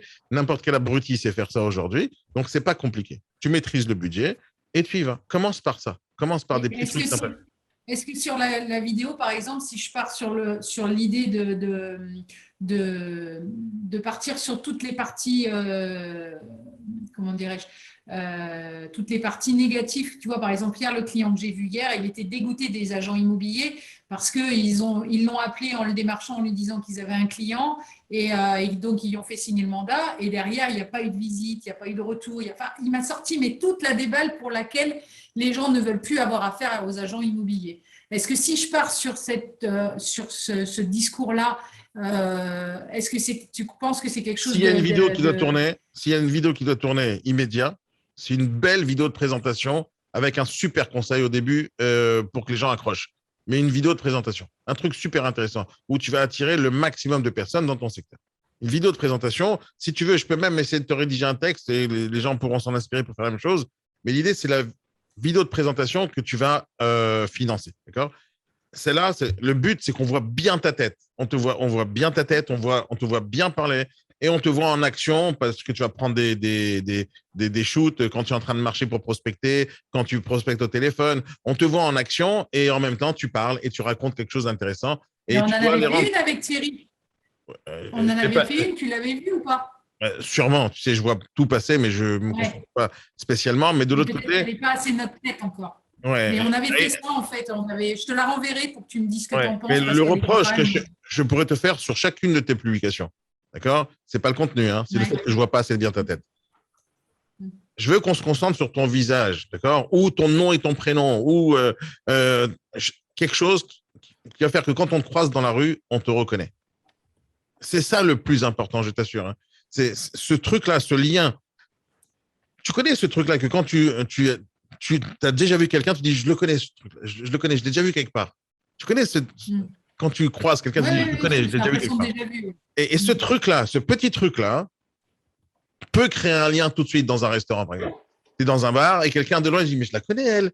Et là, il va t'accoster, il dit, mais d'où je vous connais? Et tu commences la conversation. C'est pas ça qui va faire qu'il va acheter quelque chose chez toi. Hein. C'est pas ça qui va faire qu'il va tout de suite te dire, je te donne 15 000 balles. C'est pas ça. Mais ça va créer le contact beaucoup plus facilement que si jamais il t'avait pas vu ton visage au départ. En fait, quand toi, tu démarches, tu prospectes, tu vas vers les gens. Là, le but, c'est que tu pousses les gens à venir vers toi, d'accord? Ou même à poser des questions. Par exemple, une vidéo, ça pourrait se terminer du style si vous avez un problème juridique dans l'immobilier, vous avez des conflits, vous avez des trucs, appelez-moi, je vais vous aider. Et là, moi, je pourrais t'aider aussi à te donner les réponses, etc. Il y a plein de trucs que tu peux faire. Mais l'idée, c'est que dans cette vidéo, il y a une belle vidéo de présentation où on vous voit tous les deux beaux gosses, bien habillés, en action dans le travail. Ça ne dure pas plus d'une minute où les gens, tu vas leur donner quelque chose, en même temps, tu leur imposes ta personnalité, tu leur dis voilà qui je suis. Si vous avez des questions, appelez-nous au 06 truc. Et tu cherches à qui génère un contact avec toi en premier ou juste qui voit ta tête tout le temps. Une vidéo de minute, c'est pas trop long. Moi, je te dirais même, essaie de raccourcir pour faire 30 secondes. 30 secondes, ça passe très vite. Et quand c'est une publicité, ils vont pas s'enlacer, ils vont pas s'énerver le fait que tu leur as imposé la publicité. Fais un truc cool où tu leur donnes un super conseil. Par exemple, du style, vous avez jamais investi dans l'immobilier? C'est le moment où jamais. Il y a des très bonnes affaires. Appelez-moi au 06. T'es pas obligé de faire une seule vidéo non plus. Hein. Tu peux faire plusieurs différentes vidéos et investir ce mois-ci 1 euro par jour pour cette vidéo, le mois prochain 1 euro par jour. Mais en réalité, vous avez de l'argent, donc c'est pas une question d'1 euro par 1 euro. L'histoire, c'est un budget. Tu dois réfléchir à un budget par mois et tu le divises par journée et tu mets ça sur tes vidéos. Le but de cette vidéo, c'est qu'on voit ton visage et qu'on t'entende parler. C'est l'objectif, d'accord? C'est pas qu'ils achètent quoi que ce soit. C'est pas qu'ils donnent leurs coordonnées ou quoi que ce soit. C'est qu'ils voient que tu es professionnel et que tu es la meilleure vidéo de tous les autres agents immobiliers qui existent. Vu que tu seras la seule, ce sera la meilleure. Mais si un autre jour quelqu'un fait quelque chose, il faut que ce soit meilleur qu'eux. Mais l'idée, c'est une vidéo, tu mets 300 euros sur une vidéo, il y aura 30 000 vues, 40 000 vues, 150 000 vues. Dans un secteur comme le tien, c'est énorme. C'est énorme, c'est comme si tu avais pris toute la ville. Quand tu fais la publicité, n'oublie pas les concurrents aussi la voient. Les concurrents la voient, les acheteurs les voient, les vendeurs les voient, les confrères les voient. Tu vas faire encore une fois ta place sur le marché. Affiche ta tête partout. Plus tu vas être exposé, plus tu seras connu. C'est tout. C'est comme ça. Stéphane Plaza, c'est l'exemple numéro 1. Tu vois, l'exemple numéro 1. Il n'est pas si intéressant que ça, il n'est pas si beau gosse que ça, il n'est pas si intelligent que ça, il n'est pas si bon négociateur que ça, c'est pas un si bon agent immobilier que ça. Mais toute la journée, tu vois sa gueule. Toute la journée, c'est tout. Moi, j'ai jamais vu ces émissions, ça m'intéresse pas. Je critique rien de ce qu'il fait, c'est super génial pour lui, c'est top. Mais qu'est-ce qu'il fait de spécial? Apparaître à la télé. Il est vu, c'est une star. Cyril Hanouna, tu vas rien apprendre dans une émission pareille. Mais tout le monde le connaît, c'est tout. Et cette exposition, elle amène bien sûr du bénéfique et elle amène bien sûr des choses mauvaises, comme la notoriété. Des fois, c'est pas si terrible que ça d'en avoir. Mais le but, c'est pas que tu sois Stéphane Plaza ou qui que ce soit d'autre. Il faut que les gens te reconnaissent dans la rue. Je t'ai pas dit de faire ça à Marseille alors que tu travailles à Tours. Donc, l'idée, c'est que dans ta ville, tu passes pas inaperçu, peu importe où c'est. Et au fur et à mesure du temps, selon le budget que tu vas investir, plus de gens vont te voir ou plus de gens vont t'aimer. D'accord? Juste par rapport à la vidéo. C'est-à-dire, à quel moment tu as rencontré le patron de Coca-Cola? Pourtant, tu aimes du Coca. Tu aimes le Coca parce comment tu as testé le Coca? Est-ce que quelqu'un, Coca-Cola, il t'a appelé bonjour Madame Coudray, Madame Coudray, super. Voilà, on a sorti un nouveau produit, c'est Coca-Cola. On voudrait savoir si on peut prendre rendez-vous pour faire goûter. Ça n'a jamais existé, ça. Donc, ils font de la pub, tu vas tester le produit, t'aimes ou t'aimes pas. Tout ce que tu achètes aujourd'hui, c'est comme ça que ça fonctionne. Hein. Tout. Cristalline, pourquoi tu choisis Cristalline, pas Evian? Pourquoi tu achètes un iPhone et pas un Samsung? On te fait de la pub. Il n'y a jamais Steve Jobs qui t'a appelé pour te dire achète un iPhone, s'il te plaît. Allez, s'il te plaît, un iPhone, c'est pas grave. Ils t'ont jamais démarché pour ça. Personne t'a démarché pour un Samsung non plus. Personne te démarche pour aller au cinéma. Donc, le produit existe, le service existe. Venez nous voir. Et pour ça, il faut faire de la pub. Dire aujourd'hui, tu peux être la meilleure négociatrice du secteur. Si personne sait que tu es la meilleure négociatrice du secteur, personne ne viendra te voir. Si personne sait ton numéro de téléphone, personne ne viendra te voir. C'est aussi simple que ça. Tu peux être la meilleure du monde. Hein. Si personne ne le sait, ça ne servira à rien. C'est ça. Donc, commencez à réinvestir un tout petit peu d'argent, pas une tonne, hein, parce que n'attends pas que tu aies un retour immédiat de ça. N'attends pas que tu aies des ventes immédiates. Moi, je fais de la pub comme ça tout le temps, mais aussi de la pub ciblée pour vendre quelque chose. Mais c'est toujours un mix. Et en plus de ça, il y a une tonne de contenu que je finance jamais, que je publie jamais. Il y a des tonnes de vidéos que j'aurais pu sponsoriser, que je ne sponsorise pas. Mais comme je fais plein de choses et à force de faire du contenu, les gens tombent dessus quoi qu'il arrive, Mais ça ne veut pas dire que je ne fais jamais de publicité. Je dépense. Moi, aujourd'hui, j'investis entre 2000 et 2500 euros par mois de publicité ciblée. Mais d'une manière générale, sur toutes les plateformes, trucs. C'est-à-dire, si je faisais ça que sur YouTube, hop, YouTube, ça serait différent. Si je faisais ça que sur Instagram, Instagram serait différent. Mais comme j'essaie de disperser ça sur un peu toutes les plateformes, au final, partout, les gens me connaissent. Mais je n'essaie pas de faire un coup de pub de ouf, genre 300 000 euros d'un coup. Non. Je cherche pas à faire ça. Je pourrais le faire et ça serait vraiment super efficace. Mais ça ne veut pas dire que ça va me ramener la notoriété que je cherche. La notoriété que je cherche, c'est à long terme. Je veux que les gens, doucement, ceux qui viennent, ils viennent et ils restent. En fait, ce que je cherche au quotidien, c'est l'attention la plus longue possible. C'est ce que je cherche au quotidien. C'est-à-dire, je sais que ce que j'ai à dire, ça rentre pas dans le cerveau en une minute déjà, et des fois, c'est compliqué. Donc, plus les gens sont attentifs, plus ils vont apprendre quelque chose. Et donc, moi, ce que je cherche, c'est le temps d'attention que les gens pourraient me donner, et parce que c'est mieux pour eux déjà. Et c'est ce que je cherche. Donc, je cherche pas la quantité de gens, je cherche la qualité des gens. C'est-à-dire, je veux que les gens qui ont besoin d'apprendre, d'abord, il y a beaucoup de gens qui ont besoin d'apprendre, mais qui n'ont pas envie d'apprendre ou qui prennent pas le temps d'apprendre. Donc, moi, je cherche ces gens-là qui sont prêts à apprendre, rentrer dans le détail, discuter, échanger, poser des questions, venir vers moi, etc. C'est ce que je cherche. Je cherche pas à faire connaître à tout prix par tout le monde. Je veux faire connaître que par les gens qui pourraient être intéressés par ce que j'ai à faire, qui sont dans le même état d'esprit que moi, c'est-à-dire se développer, aller plus loin, etc. Donc, au final, ce que je dis est aussi un filtre. Mais il faut que que le temps fasse son travail. C'est-à-dire, tu peux pas dire à quelqu'un, je suis une star aujourd'hui, et le lendemain, tu le rencontres plus, et il te voit plus, il sait pas où te chercher, etc. C'est pour ça que c'est pas suffisant, juste une publicité. Ce qui est bien à faire derrière, c'est que dans tes mêmes vidéos, tu pourrais dire, suivez-moi sur Instagram, je fais beaucoup de contenu tous les jours. Ou tu pourrais dire, suivez mes podcasts, cherchez truc. Et donc, l'idée, c'est que cette vidéo, elle sert à quelque chose, pas vendre, mais à donner. Cette vidéo, en donnant, tu vois, imaginons que vous commencez à faire des podcasts. C'est pas très compliqué de faire des podcasts, hein. Tu prends ton iPhone, tu prends ton casque d'iPhone et tu enregistres des podcasts. Pas très compliqué en soi. Mais il faut faire connaître son podcast. Et la meilleure façon de faire connaître son podcast, c'est ce genre de vidéo. Et le podcast, ce qui est puissant dans les podcasts, comme dans la radio et comme tout ce que je fais d'une manière générale, c'est que les gens sont obligés d'être attentifs à ce que tu fais. Ils doivent se poser et écouter ce que tu as à dire. Et ils vont prendre le temps. Et je t'assure, quelqu'un qui t'écoute pendant une demi-heure, il t'aime. Il n'y a aucune raison d'écouter quelqu'un pendant une demi-heure s'il t'aime pas. Après une minute, t'aimes ou t'aimes pas quelqu'un. T'aimes pas sa voix, t'aimes pas sa tête, t'aimes pas ce qu'il dit. Tout de suite, les gens y raccrochent. Mais si quelqu'un écoute un podcast d'une demi-heure, il t'aime déjà, c'est tout. Ça veut dire qu'il a été assez attentif et ça l'a assez intéressé. Et donc, il n'y a plus qu'à répéter ce truc-là. Plus tu répètes ce genre d'action, plus les gens vont être liés à toi. Et ton vrai travail, c'est ça, c'est de te faire connaître par le biais de la publicité ciblée avec une ou deux vidéos sympathiques qui vont parler de sujets différents. Par exemple, tu pourrais faire une vidéo pour les investisseurs et t'investir 1 euro par jour. Tu pourrais faire une vidéo pour les acheteurs, une vidéo par jour. Tu peux faire une vidéo pour les vendeurs, 1 euro par jour. Tu fais différentes cibles différentes vidéos qui visent une cible différente et tu sponsorises. Et à la fin, tu les rediriges vers quelque part. Le quelque part, ça peut être ton Instagram, ça peut être ta chaîne YouTube et ça peut être aussi tes podcasts. Et l'idée que que tu prépares déjà ce truc-là en amont et que tu puisses dire aux gens, suivez-moi sur mes podcasts. Quand tu les as chopés quelque part sur Instagram ou sur les podcasts, les gens, ils y restent. Et quand ils y restent parce que tu as du contenu intéressant, tu vas les avoir entre les mains tout le temps. N'oublie pas, le podcast, tu peux faire du contenu intéressant, mais dans ton contenu intéressant, tu peux dire, vous savez que hier, j'ai vendu un appartement, tel jour, telle date, et on a réussi à faire un tel et tel truc. Et d'ailleurs, mon client est content. Je voulais juste faire passer un passage d'un témoignage. Et vous savez, je serai demain à Toulouse si vous avez envie de me rencontrer. Là. Tu peux dire ce que tu veux dans les podcasts qui pourraient donner des rendez-vous aux gens. Et dans un podcast, tu pourrais dire, si vous avez besoin, appelez-moi au 0658. Et les gens, ils vont écouter ton podcast, ton contenu, plus une sorte de publicité infiltrée dans ton podcast. Et tu pourras toujours faire des choses intéressantes derrière. C'est pas compliqué de faire des podcasts. Il y a des gens qui n'ont pas envie de se lancer là-dessus parce qu'ils se disent, je sais pas quoi dire. C'est très facile de faire des podcasts, même de trouver des idées. Par exemple, tu peux commencer à interviewer d'autres négociateurs dans ton secteur. Tu peux commencer à interviewer Jérémy. Tu peux interviewer moi. Tu peux interviewer un notaire. Tu peux interviewer n'importe quelle personne qui pourrait avoir quelque chose d'intéressant à dire. Tu penses que tu n'as pas quelque chose d'intéressant à dire? Il y a sûrement des gens qui sont intéressants et que tu pourras enregistrer. Et c'est pas compliqué, hein. Un super micro pour enregistrer des podcasts, 70 balles. Un micro portatif, un truc numérique. C'est pas compliqué. L'idée, c'est que... Oui.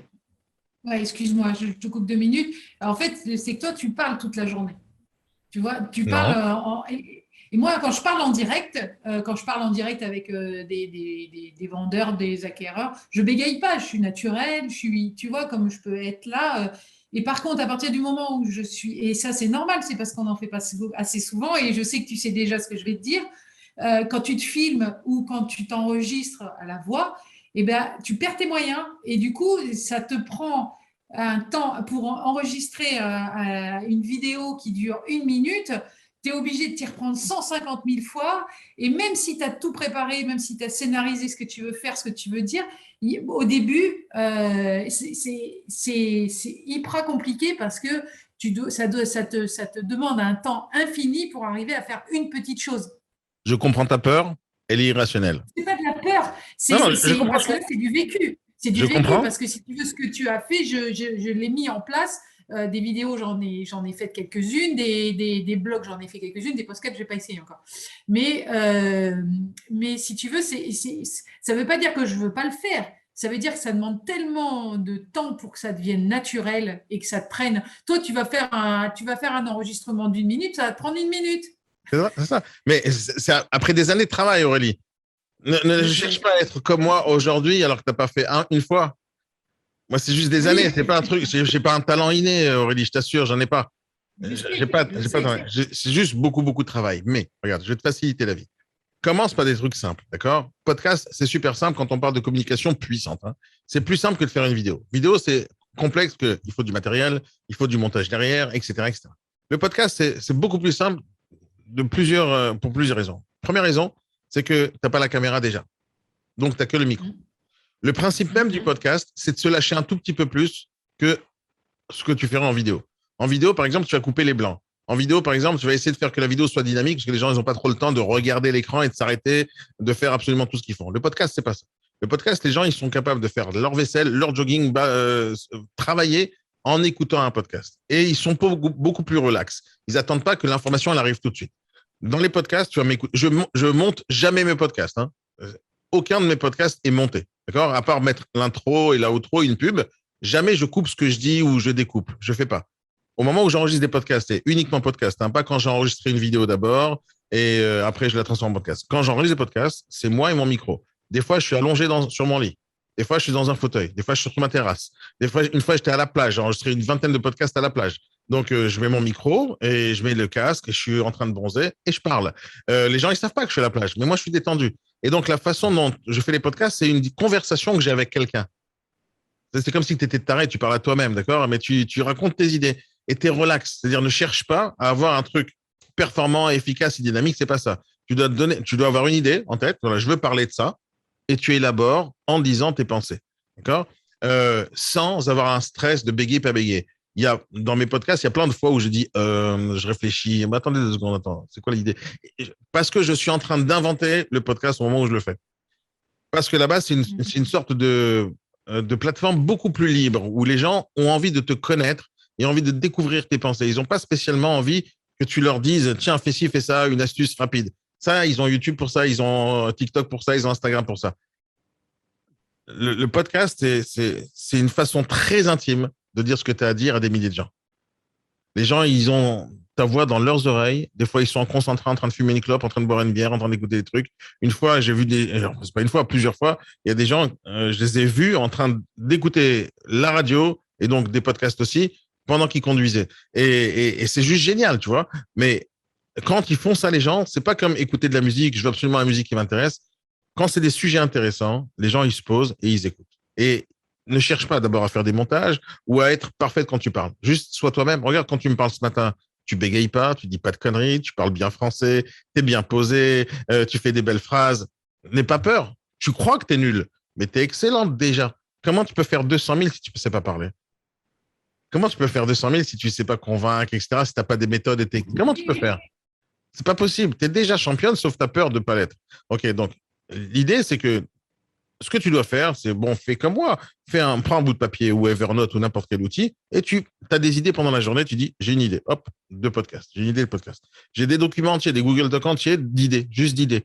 Et j'ai même pas encore eu le temps de les aborder en podcast ou en vidéo. Donc, tu marques les idées et à un moment donné, tu dis, je voudrais bien te parler de ça. Je pourrais parler, par exemple, pourquoi j'ai raté ma vente, ou pourquoi le vendeur il s'est rétracté, ou pourquoi l'acheteur il s'est rétracté. Et à chaque fois, tu racontes ta vie tous les jours. C'est super simple, je t'assure. Un podcast d'une demi-heure, ça prend une demi-heure. Si jamais tu fais les choses telles que je dis. Tu poses avec ton micro, tu prends un café et tu discutes. Salut les amis. Alors, le plus difficile, c'est l'intro, d'accord? Il faut que tu apprennes à lancer l'épisode rapidement. Et tu vas voir que j'ai toujours les mêmes phrases d'intro. Parce que c'est ça qui me lance, qui me donne l'énergie à continuer le sujet. Et des fois, on ne sait pas commencer le sujet. Alors, commence le sujet par une super intro sur laquelle tu vas t'entraîner.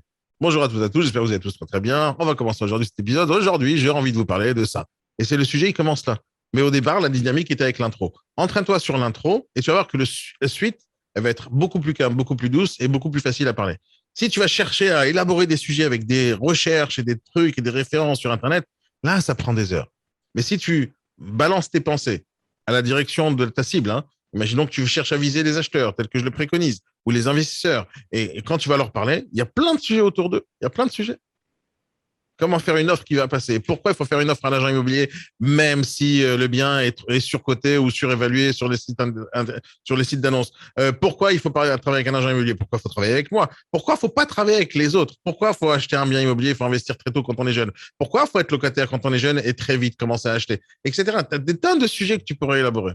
Mais selon ton expérience, ça fait 1 an que tu bosses, 1 an que tu fais des tonnes de chiffre d'affaires, tu as rencontré énormément d'acheteurs et de vendeurs. Tu as sûrement des anecdotes à raconter. Tu as sûrement quelque chose d'intéressant à raconter. Tu as sûrement eu des problèmes. Tu as sûrement eu des difficultés. Tu as des tonnes de choses à raconter. Par exemple, parle de la vie de couple dans le professionnel. Comment on fait pour travailler en couple? Tu pourras attirer énormément de gens mariés qui ne travaillent pas en couple. Moi, je travaille en couple. J'ai ma femme qui travaille avec moi au quotidien. C'est génial, mais des fois, c'est difficile aussi. Donc, raconte ça, ça pourrait être intéressant. Ça pourrait être intéressant. Enfin, il y a tellement de sujets que tu as. Achète un petit micro. D'abord, dès que tu vas investir dans un micro, déjà, tu vas dire, il faut que je l'utilise. Donc, investis dans un petit micro, par exemple. 70 euros. Non, là, un micro-cravate pour non, quand non, tu non, fais des non, vidéos. non, non. Pour faire les podcasts, attends 2 secondes, je vais te montrer. Je vais te montrer à l'écran. Regarde. Pour faire les podcasts, tu as le top, ce que moi, j'ai. Podcast, c'est podcast. C'est pas radio et trucs. C'est tu enregistres ta voix et après, tu la diffuses sur une plateforme de podcast. Donc, le plus difficile, c'est l'enregistrement, d'accord? Je vais te montrer sur Amazon les produits qui existent. Thierry, dans son studio d'enregistrement, là-haut, il a ça. Ça, c'est génial s'il a. Non, regarde, je vais te montrer. C'est pour chanter, mais si tu peux chanter avec. Il chante, il fait de la musique, Thierry? Oui, il est musicien, Thierry. Il joue quoi? De l'accordéon. De l'accordéon, sérieux? Oui, sérieux. Ouais. Il faudrait qu'on fasse des trucs avec lui en musique. Voilà, bien. Non, ça m'intéresse. À chaque fois, je vais faire de la musique avec les gens avec qui je bosse et je n'ai jamais vraiment l'occasion. Alors, regarde. Ça, c'est Zoom. Ça, c'est le numéro 1. Zoom H1, d'accord? Ça coûte 88 balles, d'accord? J'en ai un. Ça, on fait ça on fait les micro-trottoirs avec. Qu'est-ce qu'on fait avec? On enregistre des podcasts. Donc, c'est de la très haute qualité de son. Très haute qualité de son. Ah oui. Ça, donc, c'est un enregistreur numérique. Et il y a 2 micros, d'accord? Il y a 2 micros ici. Tu as un pour toi et un pour l'autre. Donc, tu peux interviewer. Donc, ça, c'est bien pour interviewer une personne et quand tu es à l'arrache ou quand tu es tranquille sur ton canapé toute seule. Donc, ça coûte rien du tout. Tu as une carte puce à mettre dedans de mémoire et c'est tout. Tu sors l'enregistrement de la carte et tu le mets dans ton ordinateur et tu le charges sur, la plateforme de podcast. Ça, c'est l'outil le plus génial qui existe pour être en solo et être n'importe où. C'est-à-dire, tu es dans la rue, là, tu es en train de prospecter, tu peux enregistrer ta prospection. Tu peux enregistrer un rendez-vous chez le notaire. Tu peux faire tout ce que tu veux, ça se cache, c'est tout petit comme ça. C'est comme ça. Et ça tient dans la main, tu vois, et c'est top.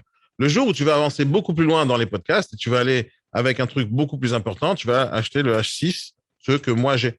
C'est celui-là. C'est la même chose, c'est la même marque, c'est la même technologie. Sauf au lieu d'avoir 2 micros, j'en ai 6.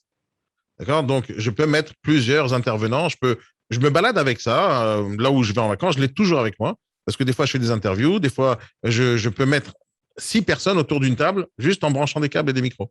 Donc, ça, c'est le top du top. Mais tu n'es pas obligé d'avoir ça. D'accord? Le 1, c'est le meilleur, le H1. Ça coûte pas cher. Et je t'assure, tu as fait une vente chez un notaire, tu poses la question à notaire. Dites-moi, j'ai 2-3 questions juridiques à vous poser que je voudrais diffuser sur mes podcasts. Est-ce que ça vous intéresse de répondre à mes questions? Et là, tu enregistres un podcast d'une manière naturelle. Il y en a qui vont vouloir, il y en a qui vont pas vouloir. Tu peux dire après que tu as vendu un truc à un vendeur et vous avez signé. Est-ce que vous pouvez ça vous intéresse si ça vous dérangerait pas si j'enregistrais une conversation avec vous sur comment s'est passée la vente avec moi? Ça me ferait une énorme publicité et ça me fera plaisir de savoir votre retour. Comme ça, je pourrais m'améliorer. En général, les gens voudront le faire. En général. Et donc, c'est très facile pour toi de parler avec les vendeurs, avec les personnes à qui tu connais. Même chose avec les acheteurs. Quelles sont les problématiques pour vous d'acheter un bien immobilier sur le Bon Coin? Pourquoi vous l'avez pas fait? Vous êtes passé par moi, etc., etc. Et tu vas chercher à ce que les gens en parlent de toi ou qui racontent vraiment leurs difficultés pour que tu puisses, encore une fois, ou les aider ou créer du contenu. Et ces contenus-là, ils sont puissants. Ils sont très, très puissants parce que d'un coup, les gens, ils vivent, ils apprennent les expériences des autres. Mais toi, ça te crée du contenu gratuit sans te prendre trop la tête. Et ça, c'est dommage de ne pas le faire. D'abord parce que tu es génial déjà, tu bégayes pas, tu es professionnel, tu fais des montages vidéo, donc tu sais ce que ça veut dire faire quelque chose de très haute qualité. Et c'est pas très compliqué, je t'assure. Et le podcast, tu dois te détendre, vraiment te détendre et pas te prendre la tête. Tu enregistres et tu mets directement en ligne. Et il n'y a pas besoin de faire de montage parce que tu fais le montage sur le podcast, tu enlèves tout le charme qu'est le podcast, c'est-à-dire une discussion libre avec des gens. Et les gens, ils sont patients dans les podcasts, ce qui n'est pas le cas sur YouTube. Les gens ne sont pas patients quand tu as trop de blanc sur une vidéo YouTube, ils zappent, ils regardent les suggestions. Ce qui est génial dans les podcasts, c'est qu'il n'y a pas encore, et c'est très bien, il n'y a pas encore comme YouTube des suggestions d'autres podcasts pendant que tu écoutes un podcast. Donc, quand les gens ils sont sur ta chaîne, ils écoutent que ta chaîne, ils écoutent que tes épisodes, etc. Même quand ils sont sur Apple Podcast et tout. Et les retours, ils seront géniaux. Pourquoi? Parce que qu'on voit ta vidéo de 30 secondes en publicité ciblée, c'est bien. Mais qu'on t'entende pendant une demi-heure, c'est génialissime. Et si cette même personne t'écoute tous les jours une demi-heure, t'es au top du monde. T'es au top du monde. Dans mes podcasts, j'ai plus de 30 000 écoutes par mois, 30 000 heures d'écoute par mois. Je suis au top du monde, tu comprends? Je suis très heureux de ce que je fais. Je veux plus, je veux toujours plus. Mais 30 000 heures d'écoute, t'imagines ce que ça veut dire? C'est-à-dire que chaque mois qui passe, j'ai travaillé 6 mois. Non, je travaille pas vraiment 6 mois. C'est que le fait que les gens m'écoutent, c'est comme si je travaillais. Je suis en train de communiquer avec les gens. Donc, l'année dernière, tu m'avais dit que tu mettais en place pour les négociateurs qui j'ai fait, mais personne n'enregistre, Aurélie. Oui. Personne n'enregistre. Qu'est-ce que tu veux que je fasse? Ils ont tous peur de passer à l'action. Et ils n'ont pas envie d'investir ni dans du matos, ni dans rien.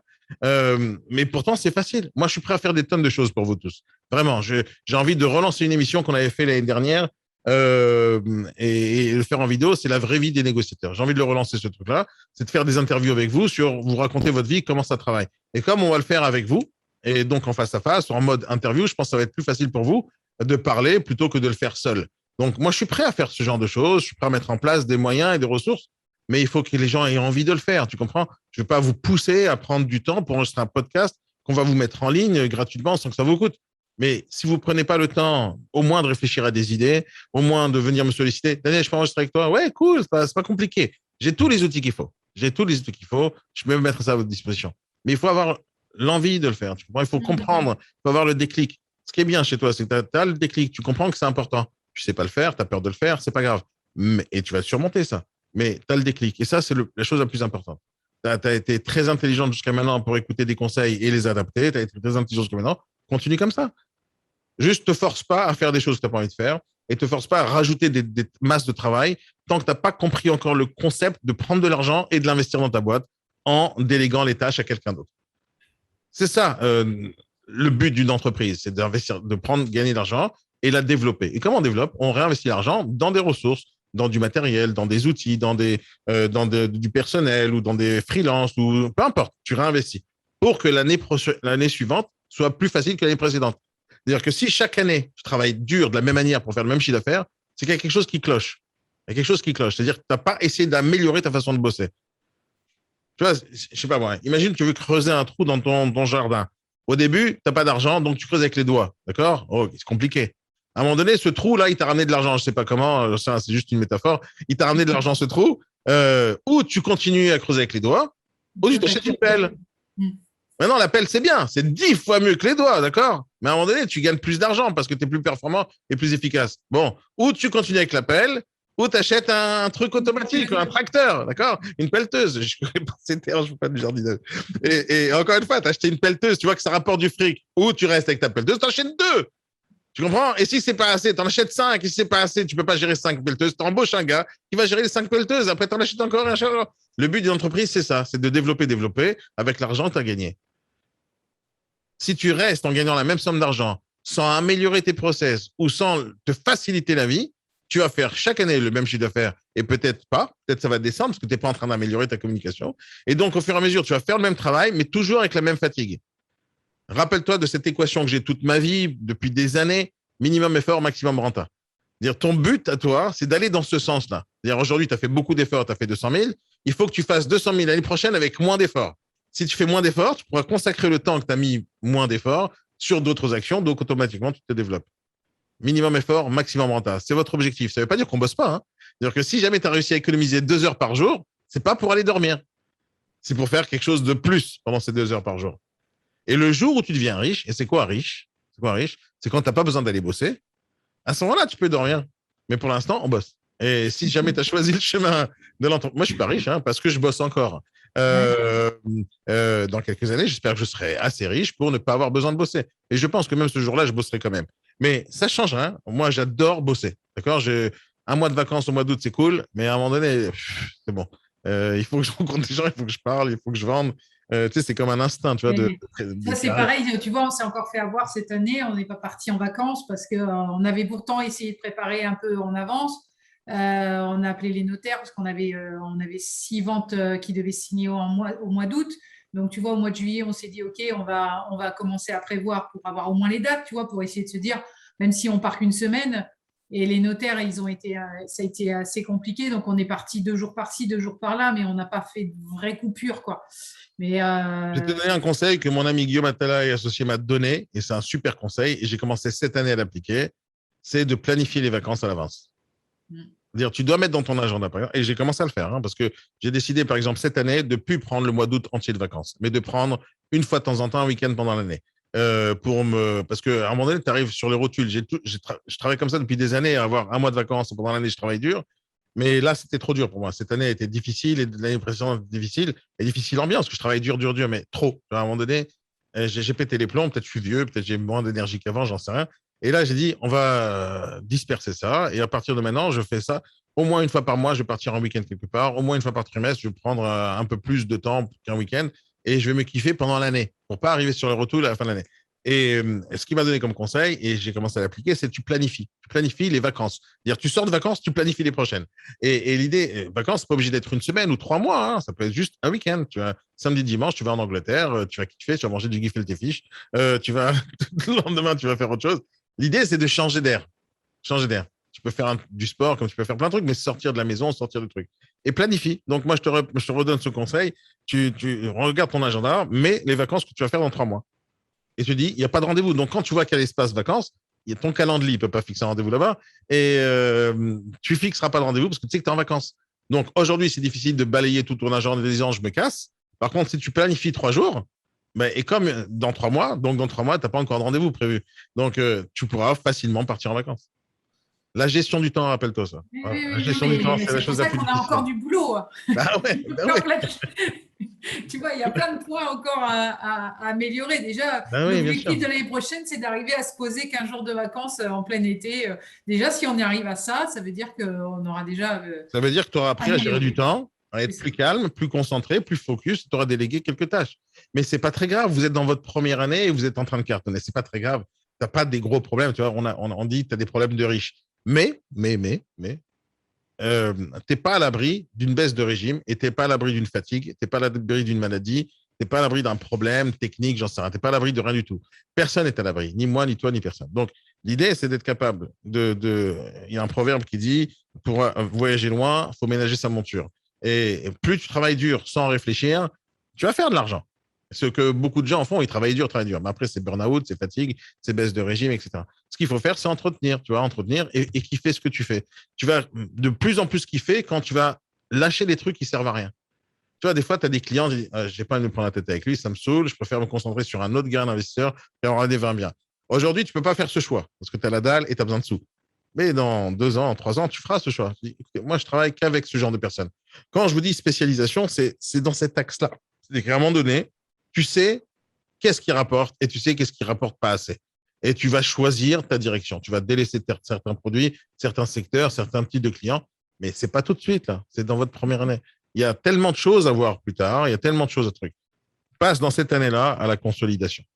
C'est une étape importante dans une entreprise. Hein. C'est-à-dire, tu re-regardes ce que tu as fait, tu fais du rétro-engineering et tu regardes en arrière. Bon, on a fait ça, ça, ça, ça, ça, ça, ça. Tu vas faire une réunion avec ton mari. Tu dis, voilà, on a fait tant et tant d'actions. Moi, je pense que ça, c'était nul. Hein. Qu'est-ce que t'en penses, chérie? On arrête ces conneries-là. Ah ouais, ça serait bien qu'on arrête. Par contre, ça, c'était top. Il faut qu'on mise x2 et qu'on fasse tapis là-bas. Donc, l'idée, c'est ça. C'est de réfléchir à ce que tu fais. Et c'est bien les vacances pour ça. Tu vois, tu as le temps de te poser. À chaque fois que je pars en vacances, je reviens avec des nouvelles idées, des nouveaux projets parce que j'ai le temps de me calmer et de réfléchir, ce que je n'ai pas le temps de faire pendant l'année. Pendant l'année, je travaille. Je suis dans le feu de l'action. Et là, prends ton temps pour te poser. Il y a des week-ends à 40 euros avec oui SNCF où tu vas à Londres pour 40 balles. Va prendre ce week-end. Si tu ne veux pas prendre du temps, dis je vais chez ma mère. Tu te casses pendant 2 jours. Mais l'idée, c'est de prendre ces pauses-là pour réfléchir, pour se poser. Et ça va cartonner, t'inquiète pas. Mais essaie de ne pas te déconnecter trop. Viens de temps en temps. C'est bien. Merci beaucoup, Aurélie, pour ce que tu m'as dit ce matin. Ça m'a fait chaud au cœur. C'était vraiment génial. J'avais les larmes aux yeux presque. Non, je suis sérieux. C'est pour ça que je peux parler. C'était très touchant. Merci pour que j'arrive à te faire taire quand même, il faut le faire. Ah, non, faut le faire. Et je suis désolé, mais je vais diffuser cette vidéo, ce passage. Désolé, parce que c'est tellement beau. Avec plaisir. C'était tellement beau. Benson, tu sais quoi faire, mon cher ami? Va bosser. Va taper. Parce qu'il serait temps que tu fasses comme Aurélie, tu vois. Elle tape dur, elle gagne. Au boulot. J'ai prévu. T'as écouté l'histoire d'Aurélie? Ouais, j'étais là, j'ai écouté. Ouais. C'était quand tu as commencé l'immobilier, Aurélie? Il y a combien de temps? Ça fait 1 an et demi. 1 an et demi. Voilà, où tu peux arriver dans 1 an et demi, mon cher Benson. Mais je t'assure. Ça paye rapidement. Hein. Là, on a vécu une année de folie, mais après, une fois que tu commences à avoir un équilibre où tu sais que dans 3 mois, tu as ça qui rentre, tu es plus serein, tu vas prendre des mandats plus sereins, mais il faut bosser le fichier acquéreur. Il n'y a pas de secret. Quand tu as l'acquéreur, tu es au téléphone, tu dis, moi, j'ai 3 personnes intéressées, c'est tout de suite maintenant, sinon tant pis pour vous. Tu peux pas, ils luttent pas après les mandats. C'est vrai que quand tu as le fichier acquéreur qui tient bon, tu les tiens par la barbichette sans souci. Et le premier qui ira chez le notaire. Exactement. Benson, je t'assure, ce que je t'ai dit ce matin, ce que je t'ai dit hier, c'est bosser dur. Mais bosser dur et bien. Si tu bosses dur comme un abruti en train de casser des murs, ça ne sert à rien. Donc, il faut bosser dur, mais bien. Mais bosser dur. En tout cas, dans les débuts. Tu vois, plus tu vas grandir, plus tu vas vieillir, plus tu auras des gens qui bossent pour toi, plus tu peux un peu baisser le régime et te partir un tout petit peu en arrière. Mais avant ça, je t'assure, hein, avant que tu aies fait 1 million, tu bosses comme un chien. C'est tout. Tu es loin de ça. T'es loin. Je suis très loin de là encore. Mais pas si loin que ça. Si tu fais 100 000 euros de chiffre d'affaires par an, dans 10 ans, tu as fait 1 million. Pas compliqué. Et qui t'a dit que l'immobilier, c'est pour 2 jours? Donc, c'est une carrière que tu es en train de garder. Donc, tant que tu n'as pas fait 1 million, je travaille dur. Après, tu peux dire, qu'est-ce que je vais vous foutre avec mes 1 million? Okay, et à ce moment-là, tu embauches des gens, etc. Mais avant ça, tu travailles dur comme un chien. Tu sais comment les chiens, ils bossent? Ils bossent pas, ils dorment en vrai. Je ne sais pas pourquoi. On donne cet exemple. Ils bossent pas, ils dorment, les gars. Mais tu as compris le principe. Moi, si j'imite ma chienne qui dort toute sa journée, je ne vais pas faire grand-chose aujourd'hui. Je ne sais pas pourquoi on donne cette expression. Tu sais, on dit, ouais, je travaille comme un chien, je fonce comme un taureau, je fais un travail de fourmi, à la fin, on se plaint qu'on nous traite comme des animaux. Allez, les amis, passez une très bonne journée. Merci encore, Aurélie. À bientôt. Salut. Très bonne journée, les amis. Bye bye, à demain. Non, pas demain, à lundi.